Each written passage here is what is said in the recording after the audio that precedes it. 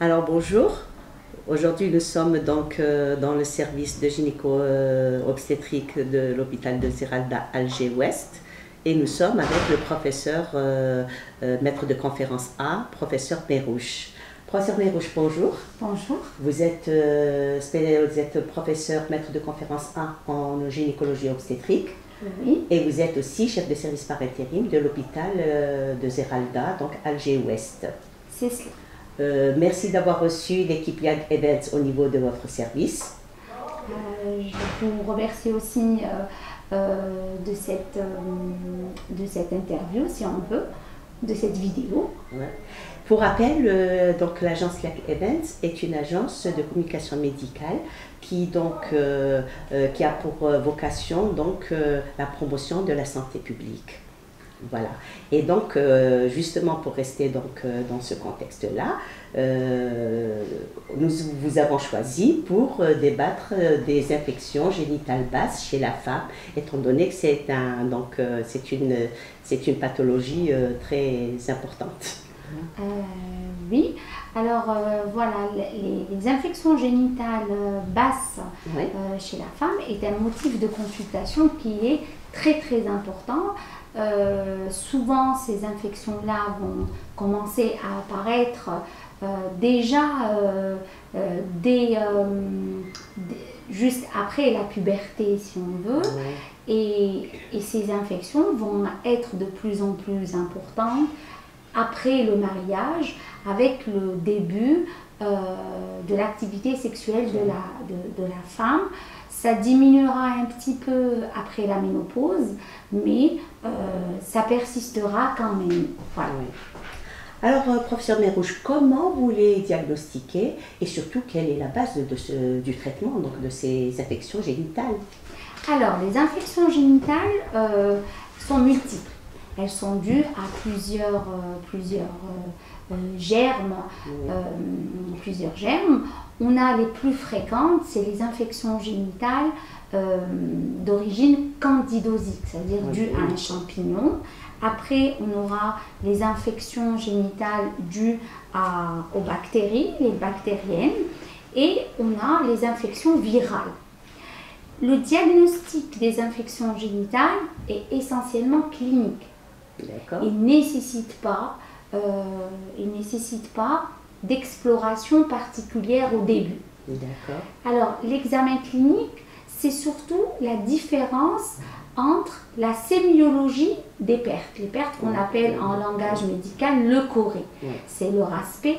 Donc la clinique est primordiale. Elle est primordiale, elle est révélatrice en quelque sorte. Elle est révélatrice, c'est déjà la clinique, c'est le corée qui sont le motif de consultation.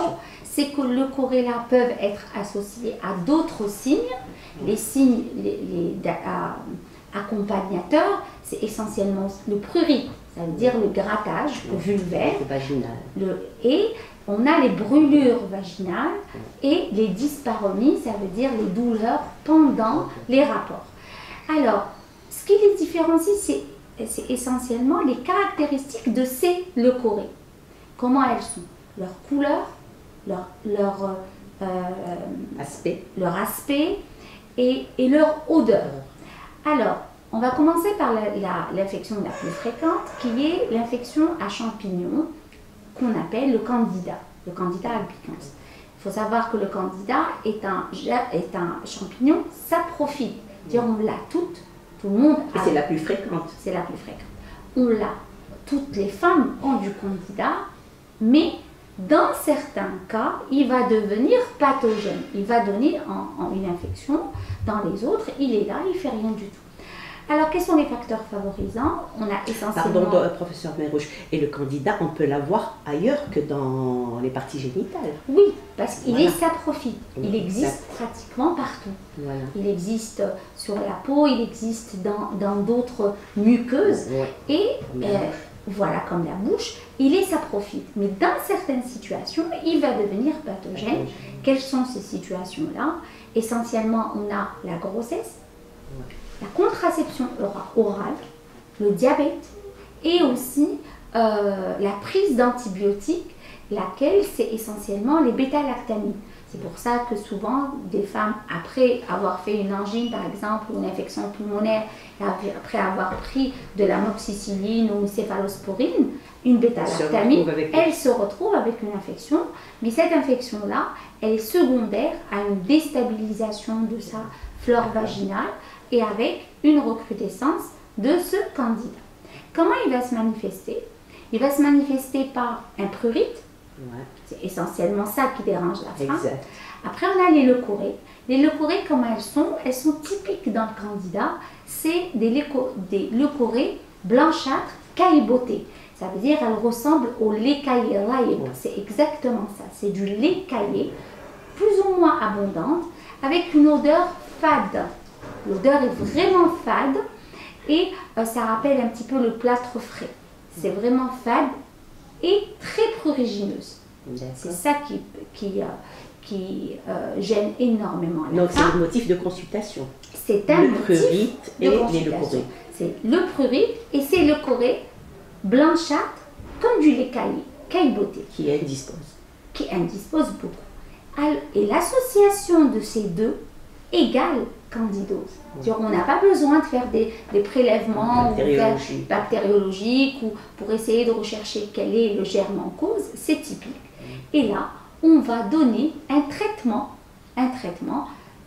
qui va cibler cette candidose. Le traitement, il est à base, c'est un antimycosique. Et quand l'infection, c'est le premier épisode infectieux, le traitement sera à base d'ovules gynécologiques. Il y a plusieurs types d'ovules. Actuellement, l'avantage, c'est des ovules LP, c'est-à-dire on met un seul ovule qui est souvent action prolongée. Voilà, action prolongée, à renouveler une semaine après pour éradiquer complètement l'infection. Et on rajoutera un topique, on rajoutera une crème vulvaire pour agir sur la vulvite. Oui. Parce qu'il y a la candidose, on a la vaginite, qui elle va donner les leucorrhées, et la vulvite, qui elle est à l'origine de ce prurite. Alors on donnera ce antimycosique en crème, plus l'antimycosique en ovule, et on associera avec ça une alcalinisation du pH. Comment on va alcaliniser? Moi, ce que je demande à mes patientes, de se laver uniquement avec de l'eau bicarbonatée. Oui. Comment elle fait? Elle prend de l'eau, 1,5 litre, elle met 3 cuillères de bicarbonate qu'on achète dans partout. Les paquets de bicarbonate. Les paquets simples, exactement, les paquets. Elle met 3 cuillères dans la bouteille d'1,5 litre. Et à chaque fois qu'elle se lave... Excusez-moi, pour 1,5 litre, vous avez combien de... 3 cuillères. 3 cuillères à soupe? 3 cuillères à soupe de bicarbonate, c'est pour avoir de l'eau bicarbonatée. Et elle peut l'utiliser pendant 24 heures pour se laver ou... Il n'y a pas de problème, elle l'utilise pendant 24 heures parce qu'elle se lavera avec, il n'y a pas de contamination. Et surtout, elle doit se sécher. Oui. Se sécher pas avec le papier, parce que le papier est irritant, il va aggraver la candidose. Elle se sèche avec des serviettes en coton. D'accord. Avec des serviettes en coton. Elle se lave, elle se sèche. Après, elle met sa crème et elle utilisera des sous-vêtements en coton lavés avec du savon de Marseille parce que tous les détergents peuvent donner aggraver voilà, cette infection. Ça, c'est pour les infections, c'est les épisodes isolés d'infection à candidose. D'accord. Après la deuxième infection... Excusez-moi, et là, est-ce qu'on doit traiter aussi le partenaire? Bon, c'est pas une infection sexuellement transmissible, mais toujours est-il que, est-ce qu'on doit traiter le partenaire? Non, pas spécialement. Oui, le premier épisode, quand elle n'a pas d'infection récidivante, on n'est pas obligé de traiter le partenaire parce que c'est un germe saprophyte. Elle l'a elle-même. il est devenu pathogène parce qu'elle a elle-même déstabilisé sa flore. Okay. Et cette déstabilisation, comme je l'ai dit auparavant, elle est secondaire à des facteurs qui sont que j'ai dit, essentiellement le diabète, la contraception. Des facteurs qui vont favoriser la survenue de cette... Mais ce n'est pas son mari qui lui a donné le candidat, c'est son candidat à elle qui est devenu pathogène. Il y a aussi une chose qui favorise, c'est le port de vêtements serrés. Oui. Ça aussi, ça favorise les infections à candida qu'on trouve souvent chez les jeunes filles, chez les jeunes filles en été, parce que c'est de la macération qui entraîne avec la faveur. Surtout quand la fibre est synthétique. Exactement, c'est ça.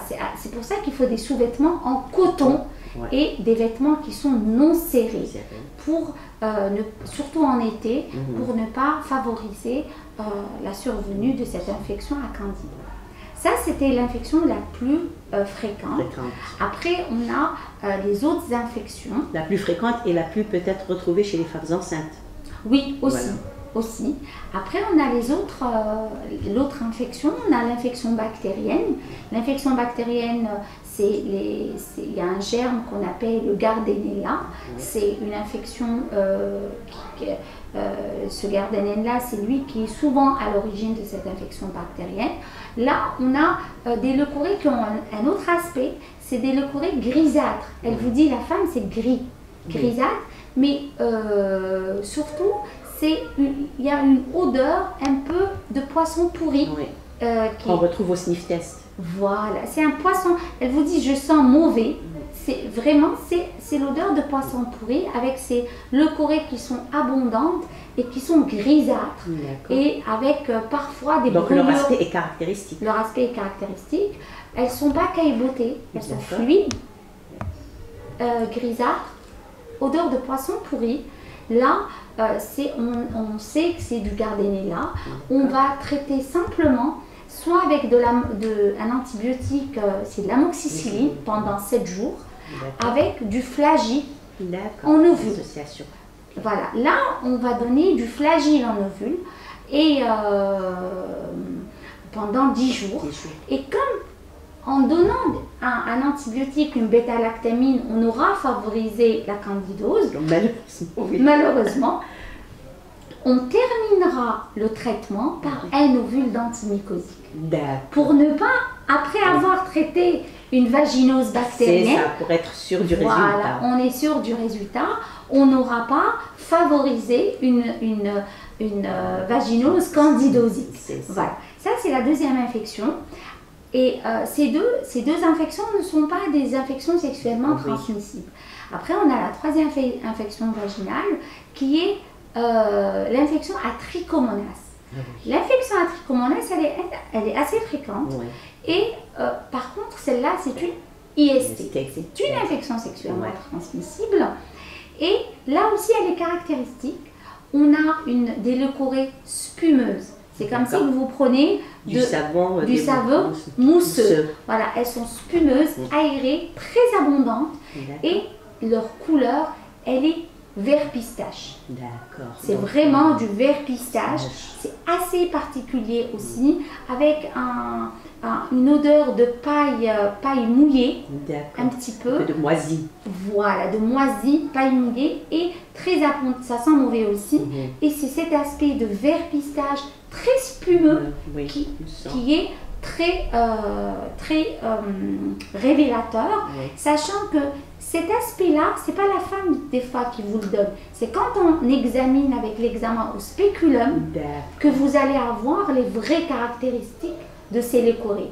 Elle vous décrit, mais c'est vous qui allez les regarder avec l'examen au spéculum qui est fait chez la femme mariée, bien sûr, qui va et avec la lampe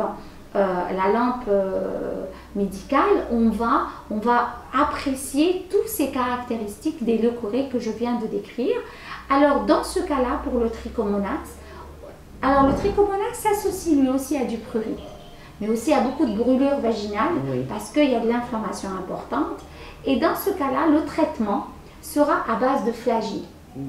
On a le traitement minute avec les 2 grammes de flagyl, Oui. c'est 4 comprimés de 500 Oui, mg, une dose unique. dose unique, renouvelée 7 jours après. Très bien. Mais on associera aussi à du flagyl par voie vaginale, par ovule, et on mettra toujours un ovule d'antimycosique LP à la fin du traitement pour ne pas favoriser le candida. Mais vu que c'est une infection IST, Donc on traite le partenaire inévitablement. là, le traitement du partenaire est obligatoire. Et ne pas traiter le partenaire expose à une récidive. Et là, le traitement du partenaire est un traitement minute par 4 comprimés de 2 grammes de flagyl, pareil. Donc ça ne demande pas beaucoup d'efforts pour le partenaire. Il faut convaincre. Exactement. C'est pour ça qu'on préfère toujours les traitements minutes, parce qu'il y a de l'observance. Alors que si on y va dans les 7 jours, on n'a pas d'observance. Voilà, on donnera toujours un traitement et on va préconiser aussi des rapports protégés avec un préservatif pendant la durée du traitement pour éviter les réinfections des deux au cours du traitement. Ça, c'était pour l'infection à trichomonas. Maintenant, ça c'est... Et vous la classez dans quelle rubrique? Infection parasitaire? Parasitaire. Voilà, parce que le trichomonas est parasitaire. Voilà, ça c'est l'infection parasitaire. C'est-à-dire, si on récapitule, on a l'infection mycosique, c'est le candida. L'infection bactérienne qui est due au Gardnerella vaginalis, mais aussi à d'autres germes. Il y en a beaucoup, mais c'est essentiellement le Gardnerella qui est le plus retrouvé. Après, on a l'infection parasitaire qui est due au trichomonas. Après, ça, c'est des infections vaginales. Après, on a les infections cervicales. D'accord. Parce qu'il y a dans les infections génitales basses, on a le vagin, on a le col. Pour les infections cervicales, là, on a essentiellement... Donc, c'est les cervicides. Exactement, c'est les cervicides. Les cervicides sont dus... Là, les cervicides, vous n'avez pas beaucoup de leucorrhée. Parce que la leucorrhée physiologique, elle est faite de sécrétions vaginales essentiellement. Là, on est plutôt dans des cervicides, ça veut dire c'est de la glaire. Et là, l'infection est due à 3 germes essentiellement. On a le gonocoque, on a le mycoplasme et le chlamydia. Le mycoplasme, ce n'est pas une IST, parce que le mycoplasme est un germe qui existe physiologiquement dans la flore vaginale, mais il n'est pathogène que quand la concentration du mycoplasme dépasse 10 puissance 4. D'accord. Quand elle est inférieure à 10 puissance 4, c'est un portage sain. D'accord. Et après, on a le gonocoque et le chlamydia. Ces cervicides sont suspectés à l'examen au spéculum, parce qu'elle n'a pas de leucorrhée particulièrement.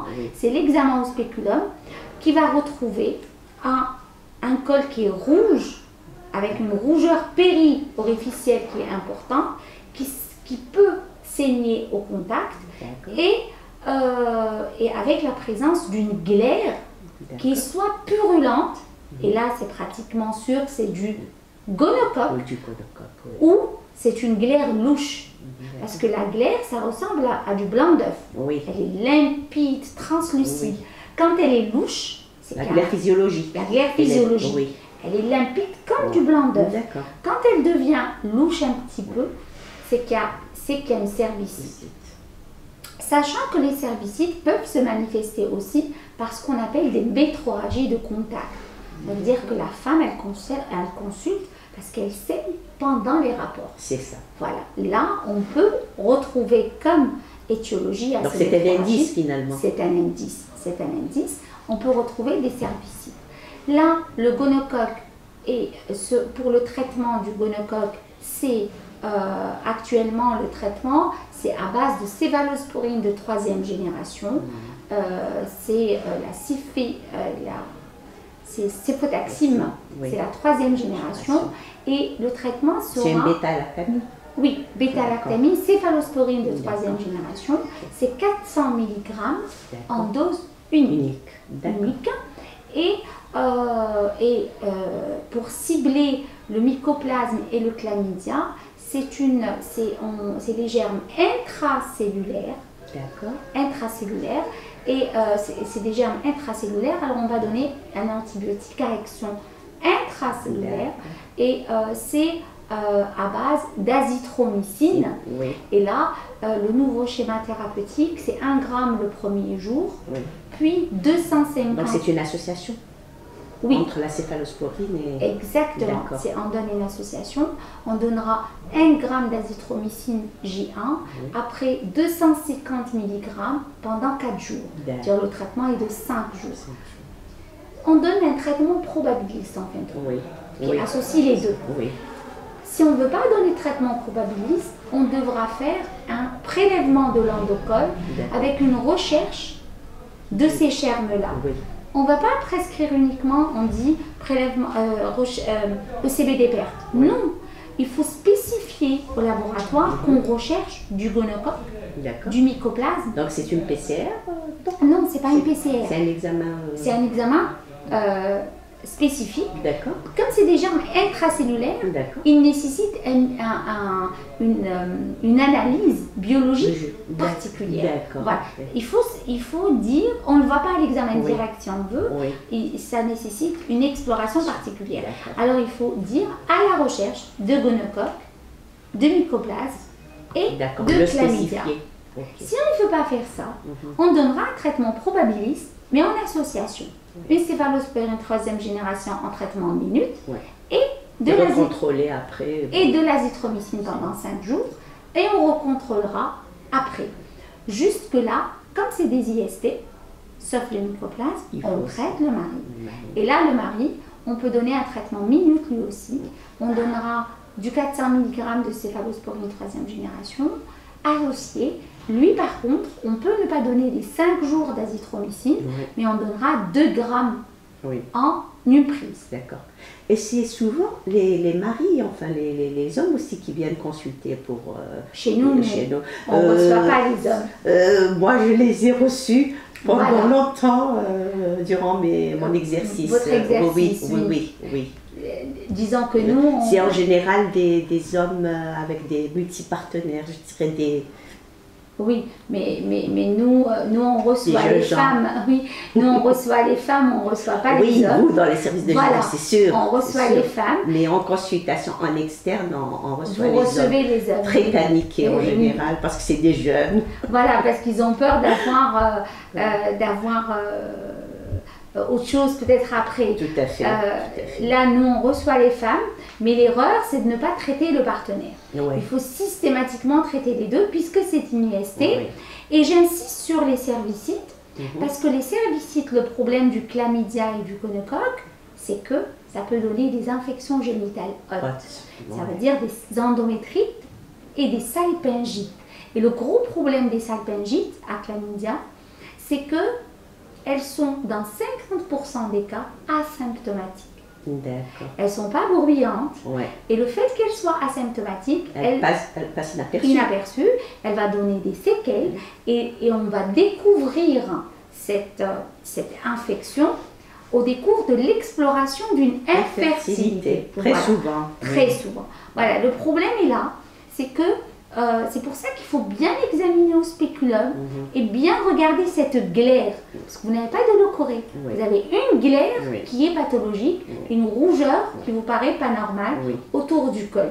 Et il faut prêter attention à ça, même si on traite en excès, parce que derrière, on peut avoir de l'infertilité. Oui. C'est ça ce qui est très important à connaître. Donc le danger, c'est la clinique qui est peu ou asymptomatique.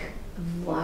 C'est Le ça. danger, c'est que la clinique est peu Mais pas parlante. ou Ouais. asymptomatique. Ouais. Ça veut dire que si on doit faire un examen au spéculum pour n'importe quel motif de consultation, notamment de la contraception, vraiment un motif de consultation autre, il faut quand même prêter attention à cet aspect du col Du col. et de cette glaire D'accord. pour essayer d'éviter Ouais. des complications Passion. qui peuvent être quand même très fâcheuses Oui. pour la malade. Ouais. Voilà pour les infections vaginales et cervicales Oui. autres que virales. Ouais. Voilà, maintenant, Voilà pour les infections génitales basses. Eh ben, vous avez été très très clair. Merci beaucoup. Et là, donc, je vais vous poser une autre question. Oui. Alors, c'est par rapport au HPV. Donc, est-ce que vous pouvez nous en parler comment, donc, quels sont les risques liés au HPV et quelles sont aussi les modalités diagnostiques et surtout la prévention et la surveillance surtout. C'est quand même une pathologie très importante. Exactement. Alors, c'est une question qui me tient toujours à cœur parce que l'HPV, toute femme qui entend HPV a peur du cancer du col. Oui. Alors, les infections HPV, c'est des infections virales, voilà, et il faut savoir qu'il y a deux types d'HPV. Oui. Il y a de l'HPV qu'on appelle non oncogène, ça veut dire qu'il ne vous donnera jamais de cancer, et des HPV oncogènes.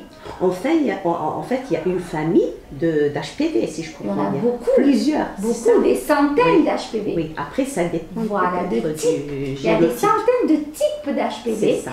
Et après, selon le type d'HPV, vous avez des HPV non oncogènes, et les plus fréquents, c'est le type 6 et 11. Ceux-là vont vous donner des condylomes. Et des condylomes acuminés. C'est comme les condylomes que vous avez les verrues. C'est exactement des verrues. Et ces verrues-là ne deviendront jamais cancer. Très bien, vous rassurez. Ça ne deviendra jamais cancer. C'est les non oncogènes. Mais le gros problème, c'est l'HPV oncogène. Et le problème de l'HPV oncogène, c'est qu'il ne donne pas de verrues. Il rentre dans la cellule et il rentre dans le noyau de la cellule. Et il va modifier la structure cellulaire. Et lui, il est oncogène.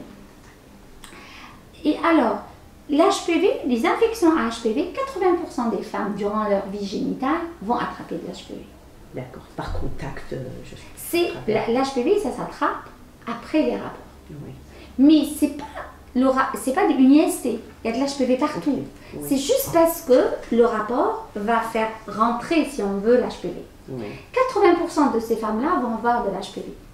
Mais 80% des femmes qui vont avoir de l'HPV vont faire ce qu'on appelle de la clearance de l'HPV. Au bout de 2 ans, elles vont les évacuer. L'avoir et elles vont l'évacuer. Ça veut dire on a l'HPV va rentrer, on aura infection à HPV. Dans 80%, au bout de 2 ans, elle n'a plus d'infection à HPV. Elle l'a éliminée spontanément. Spontanément grâce à son immunité personnelle. C'est l'immunité cellulaire. Ça fait intervenir de l'immunité cellulaire. Son immunité à elle. Elle va l'évacuer. Parmi les 20% qui ne vont pas évacuer, il y en aura certaines, celles qui ont de l'HPV oncogène, cet HPV va modifier les cellules et on va avoir des lésions précancéreuses. Ça passe de lésions à bas grade jusqu'à la lésion de haut grade. Dysplasie légère, dysplasie modérée, dysplasie sévère vers le cancer du col. Ça veut dire que là, on a une histoire naturelle du cancer du col. C'est l'oncogénèse en quelque sorte. C'est l'oncogénèse. Puis ce qui est important, ce que les femmes doivent savoir, c'est pas parce qu'aujourd'hui j'ai un HPV même oncogène et le plus oncogène c'est le type 16, après on a le 18, c'est les plus oncogènes. C'est pas parce qu'elle a aujourd'hui un HPV oncogène que demain elle aura un cancer. Ça prendra à peu près plus d'une dizaine d'années pour que ça devienne un cancer in situ, entre le portage viral et la genèse du cancer. D'où l'intérêt du diagnostic et de la surveillance. D'où l'intérêt du dépistage. Ça veut dire qu'on a quand même 10 ans pour le trouver. Et pour le surveiller. Et si j'arrive à le surveiller, j'arrive à le trouver en lésion modérée, en dysplasie modérée, voire sévère, j'ai encore du temps pour l'enlever avant que ça devienne un cancer. C'est pour ça que c'est dommage qu'on arrive encore à avoir autant de cancers du col. C'est parce que c'est en 10 et 15 ans. Ça veut dire pendant ces minimum la patiente aura eu tout le temps de se faire dépister. Et elle aurait eu tout le temps de traiter sa lésion de haut grade avant qu'elle devienne un cancer in situ. Même quand elle est en dysplasie légère. Plus de 50% des dysplasies légères, on a quand même 10 ans pour trouver cette lésion. Alors 50% de ces bas grades vont régresser. D'accord. Ça veut dire que là, c'est quand même peu de femmes qui vont arriver au cancer du col. Et ça, c'est important de le sensibiliser aux femmes parce que dès qu'elles voient lésion HPV, elles sont dans la grande panique. J'ai un cancer. Oui. Non. Oui. Vous n'avez pas de cancer. Et même si vous allez l'avoir, vous avez beaucoup de temps devant vous avant que vous l'ayez et on doit agir au bon moment pour que vous ne l'ayez pas. Et comment on va agir? C'est en faisant un bon dépistage. Et le dépistage comment?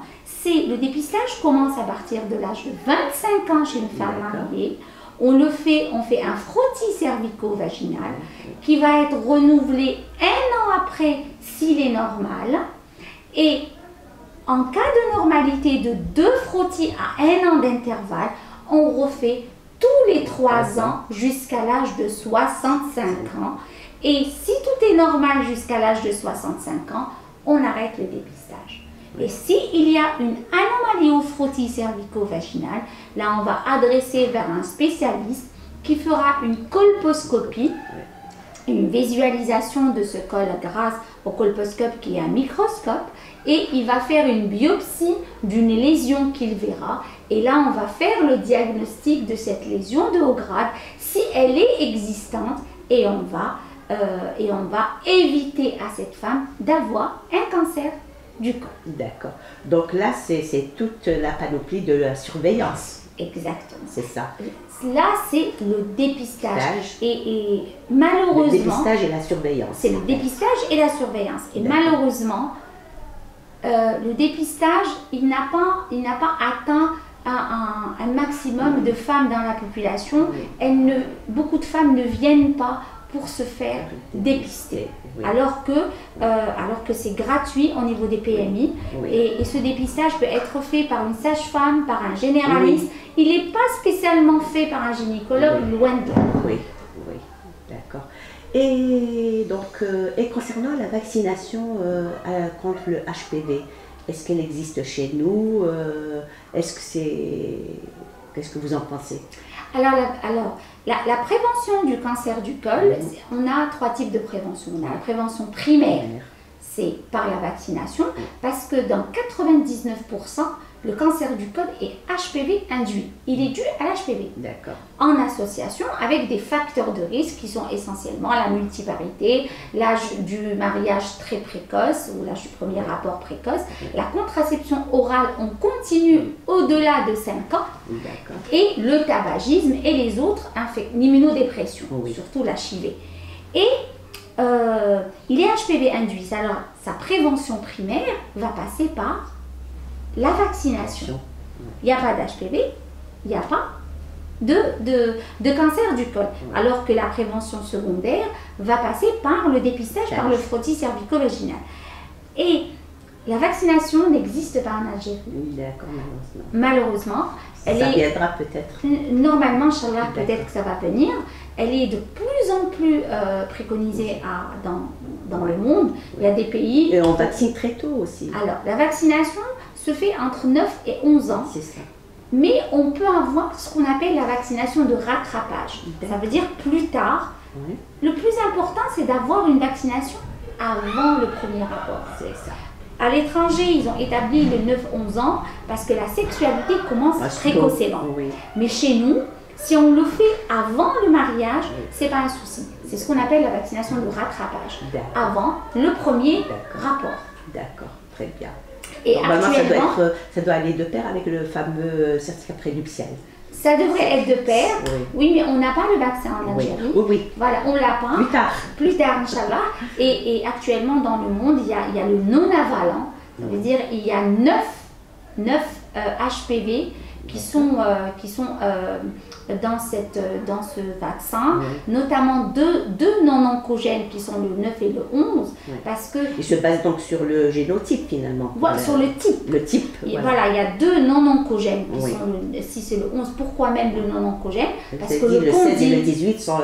et à tous les autres, 16, 18, il y a du 50, 52, 53. Il y a d'autres oncogènes, parce qu'il y a 13 oncogènes essentiellement, mais ils ont choisi les plus fréquents. Il y en a 7 oncogènes et 2 non-oncogènes, parce que même les condylomes accumulés sont un problème de santé publique dans certains pays du monde. Alors du coup, ils les éliminent aussi avec ce vaccin. Et actuellement, certains pays, la vaccination est pratiquement obligatoire dans les écoles déjà, dès le jeune âge, et ils arrivent à avoir un taux d'HPV qui a régressé. Et il faut savoir que le recul de la vaccination anti-HPV, elle est de 22 ans actuellement. C'est pas un truc récent. C'est assez récent en termes de vaccination. Mais il y a du recul. Oui, il y a du recul. Voilà. Eh bien, merci beaucoup, professeur Mayrouche, pour ce beau débat, parce que vraiment, vous nous avez appris beaucoup de choses. Vous avez été très clair. Et donc, à une autre fois, Inch'Allah, j'aimerais bien qu'on parle du cancer, de la prévention du cancer, enfin, du cancer du col. Inch'Allah. Apparemment, c'est votre cheval de bataille. Inch'Allah, Inch'Allah. Merci beaucoup, professeur. Je vous remercie. À bientôt.